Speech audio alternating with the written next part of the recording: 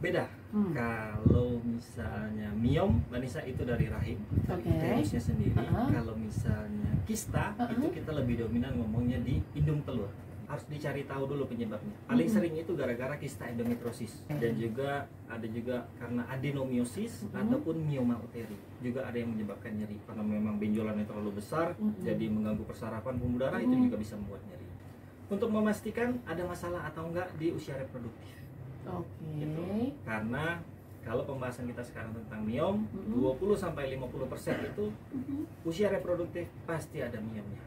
20-50%. Gitu. Makanya kita harus perlu pemantauan. Miom itu berarti tumor jinak di otot rahim. Dia nempelnya itu ada, miom itu terbagi menjadi 3 tempat. Pertama di subserosa atau di dinding atasnya, kemudian ada di intramural atau di ototnya, kemudian di submukosa. Di submukosa itu yang paling sering membuat orang berdarah, dan juga intramural ya. Jadi perdarahan siklus menstruasinya lebih banyak. Kenapa?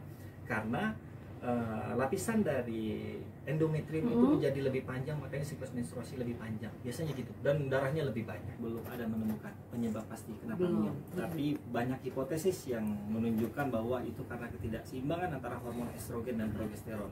Jadi karena terlalu banyaknya estrogen, ya, jadi miom itu terjadi. Tergantung nanti Vanessa. Kalau misalnya yang makanya miomnya itu yang di dalam otot rahim tadi, yaitu dia siklus menstruasi dipanjang.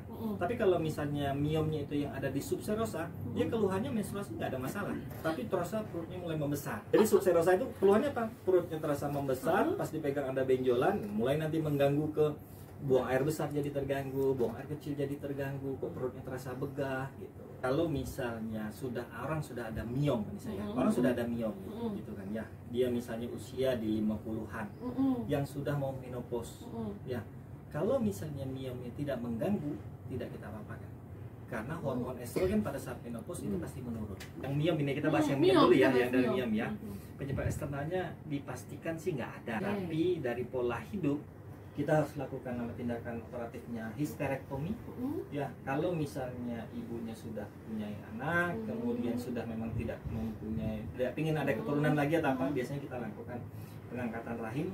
Kalau memang itu sudah multiple memang. Makanya kalau misalnya untuk di Hermina, setiap hari ada ya, setiap hari ada. Nah, untuk tindakannya sendiri nanti baru kita pertimbangkan lagi dari ukuran miomnya. Itu bisa kita lakukan. Harus ketahuan dulu. Iya, nah, bisa kita lakukan tindakan laparoskopi yang pakai 3 titik itu, atau memang harus laparotomi yang benar-benar dibuka. Gitu. Tergantung dari ukuran masanya atau miom. Gitu. Miom itu kan tadi memang hipotesisnya karena estrogen. Jadi banyak yang kejadian orang sudah angkat miom, timbul lagi miomnya. Ada. Karena si estrogen itu. Kalau misalnya memang nggak ada estrogen, berarti sudah menopause. Sebenarnya untuk mencegahnya ya, gitu. Kita bantu memang dengan pola hidup sehat, dengan makanan-makanan yang berlemak dikurangin, olahraga. Iya, benar sekali. Karena dari penelitian pun ngomong ya, kalau misalnya stressor itu membuat kadar estrogen dan progesteron jadi nggak seimbang.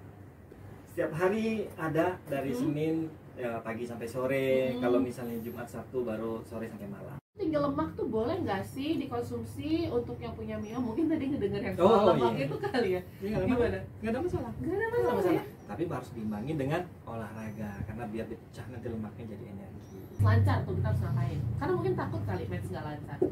Yang pastinya jangan stres. Satu, yang kedua untuk makanan sebenarnya sih fast food kayak gitu ya sebenarnya nggak bagus gitu kan ya, untuk keseimbangan hormon, makan makanan yang berlemak, apapun itu ya, gulai-gulayan atau apa semua itu pasti ya dibatasi lah. Di miom ini tumor jinak otot rahim yang bukan keganasan, 20-50% wanita itu pasti ada miomnya. Untuk mengetahuinya kita harus screening dengan USG 1 tahun sekali sudah cukup. Sebenarnya kalau misalnya bergesernya masih di dalam siklus harinya yang pendek, misalnya siklus menstruasinya dia dapat 23 hari, pasti akan lebih bergeser terus dong waktunya. Sebenarnya itu normal-normal aja. Nah, kalau misalnya untuk mioma itu sendiri, siklus menstruasi malah jadi lebih panjang. Yang biasanya cuma 5 hari atau 7 hari, ini bisa sampai 10 hari, 12 hari, dan darahnya lebih banyak.